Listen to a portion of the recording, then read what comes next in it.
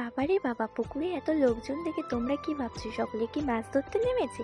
না না, একদমই না। আমাদের এখানে যারা সন্ন্যাস হয়, মানে যারা উত্তরী নেয়, গলাতে ধারণ করে, তারা সকলে এই পুকুরে ঝাঁপ দেয়।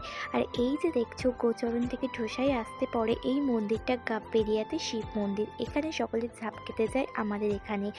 তো এই মন্দিরটাতে আমি যেহেতু সন্ন্যাস হইনি, আমার শরীর ভীষণ অসুস্থ ছিল, তাই আমার মা ভাই সকলে সন্ন্যাস হয়েছিল। আর এখন যাচ্ছে এটা মূল সন্ন্যাস। তো ইনি ঝাঁপ দেওয়ার পর জলে সকলে এক এক করে ঝাঁপ দেবে। আর অনেকে বাঁকও নিয়ে এসেছিলো, দেখতে পাচ্ছ এই বাঁকটা কি সুন্দর যাচ্ছে। আর এই মূল সন্ন্যাসী 3বার পাক দেওয়ার পর পুকুরে ঝাঁপ দেবে। তো আমার মারাও রেডি হয়ে যাচ্ছিল ঝাঁপ দেওয়ার জন্য। মূল সন্ন্যাসী পড়ার পরে এখানে দেখতে পাচ্ছ সকলে ঝাঁপ দিচ্ছিল, পুকুরে অনেক ভিড় হয়ে গেছিলো আর সকলে মিলে জল ছিটিয়ে দিচ্ছিল, তাই তাড়াতাড়ি করে সরে এসেছি। আর এই জলটা আমরা সকলে মাথায় গঙ্গা জল হিসেবে নিই। এখন আমার মা চাল নিচ্ছে আর ছোট্ট 1 টাকার কয়েন নেবে ঝাঁপ দেওয়ার জন্য।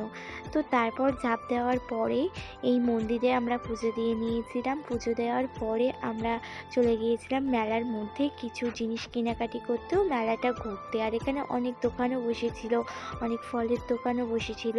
তো তারপর আমরা মেলা ঘোরার পর কিছু জিনিস কেনাকাটি করে নিয়েছিলাম। আর এই যে দোকানটাতে এই হারগুলো আমার খুব পছন্দ হয়েছিল, আর এই ক্লিপটা কিনে নিয়েছিলাম আমি মেলা থেকে।